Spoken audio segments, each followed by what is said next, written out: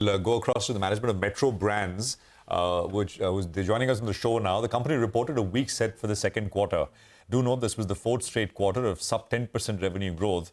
Nissan Joseph is CEO of Metro Brands. He's joining us now to take some questions. Mr. Joseph, good morning. Great to have you with us here. Thank you very much for your time. If you overheard some of the conversation earlier with Ashwini, we were talking about how's the consumer doing. That's been top of mind for many, and whether we are broadly across categories seeing a little bit of tapering off. So give us that sense. Not just two or three things. One, Q2 volume growth. What has it been like? More importantly, for Q3, this festive season so far, how is it turning out?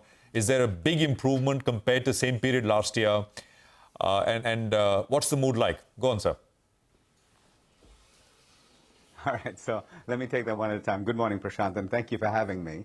I think when we look at our Q2 performance, we did see business kind of tend to flatten out a bit finally from the lumpiness of the post-COVID era, right? So the post-COVID era has created quite a few lumps as we normalize through it. So that's number one. Number two, we saw the trend pick up in September, like I believe the rest of the market has seen as well. But looking at Q3, everyone's off to a great start in Q3, but we got to be cognizant of the fact that the key festivals that drive the quarter, Durga Puja and Diwali, are all 2 weeks earlier, right? So that's one thing.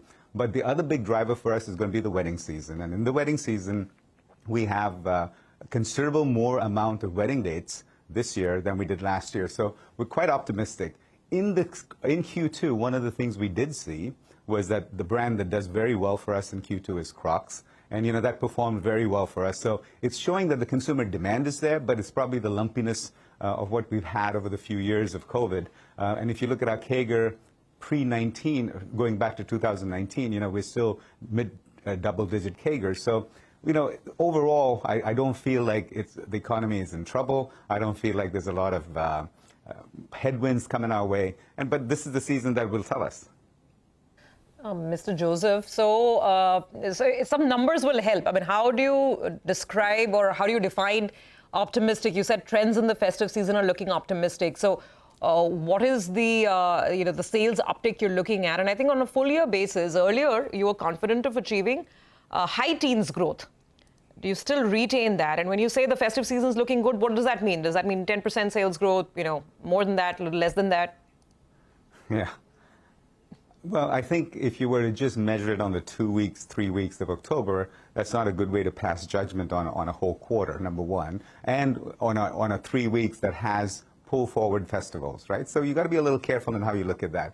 We continue to guide to that 12 to 15% growth on the year. On the overall business, and that means the back half of the year we're counting on it being quite steady and strong for us. The indications are all good. The categories that should be doing well are doing well. Q2 and Q4 typically are the toughest quarters for us in retail in the footwear business. And, we were able to navigate through it despite the lumpiness of the quarter in the first 2 months as opposed to the third month. So overall, the sentiment is looking like it's stabilizing back to what we guided to, and the 12 to 15 for this year. But overall, the long-term growth that we would look at is still in the 15% CAGR. Oh, so you're no longer looking at high teens, is it? Because I think perhaps at the start of the year, at some point earlier, you were saying high teens, but now you're saying 12 to 15% is a more realistic expectation. At the end of the last quarter, we guided that this year would be somewhere between 12 and 15. On an ongoing 5-year CAGR basis, we would still feel optimistic about the 12 to 18. The 15 to 18. All right. Hi, sir. Let's talk about FILA and Foot Locker. I understand that on FILA, you've reduced losses out there. And in the past, you've said, I think in the next 3 years, you're expecting these brands together to constitute nearly around 1,500 to around 2,000 crores out of revenues. Is that on course? And how long before FILA breaks even? I don't think I've ever quoted a number on that, just to be fair. The good news is that, we're through most of the FILA liquidations and have taken the relevant, accounting accruals that we needed to do for it. So that's the good news on the FILA thing, which also, as you can tell, impacted some of our gross margins for this period, which then flows through to the EBITDA a little bit on 100 basis points. So that's as far as what happened in Q2. Looking forward, we've launched a small collection of FILA in our Metro Mochi stores, footwear primarily, and we feel very good about it. So that's off to a start. Like we said, this year is going to be a year that we stabilize and start launching FILA in the new avatar that we wanted to go to, and the early indications are that it's doing well for us, despite the fact that Q2 is not the time you launch great product. It's really Q3, so that's coming up, and we're quite optimistic about what that's doing. We're very excited about the Foot Locker launch that we launched last week in select cities. It's off to a great start, and we know that this is the season for Foot Locker in terms of the peak season of buying, but also the fact that, I believe that the sneakerhead community in India is growing rapidly. Right. Mr. Joseph, good to get that update from you, and good luck with the Foot Locker. On margins, if you can give us a sense, could you give us guidance towards an EBITDA and a PAT margin target?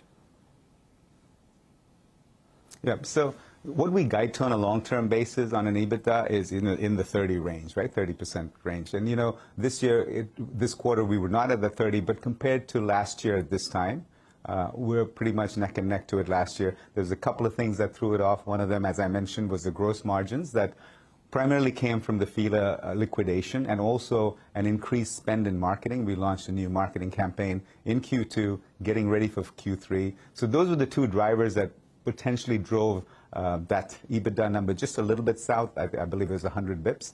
But having said that, though, all those things, all the other expenses, we've been able to do our usual financial discipline and control. As you can tell, our PAT percentage at the end of it all was in line, both for the quarter and for the half. 30% for 25? I'm sorry, can you say that again? For 25, is there a number you want to share with us? What are you looking at? For FY25? Sure, 25, I believe that we should be able to hit our 30% EBITDA guidance. Okay, all right. Mr. Joseph, we'll leave it there. Thank you very much for joining us. Good speaking with you, sir, and good luck. It's always great chatting with you. Let's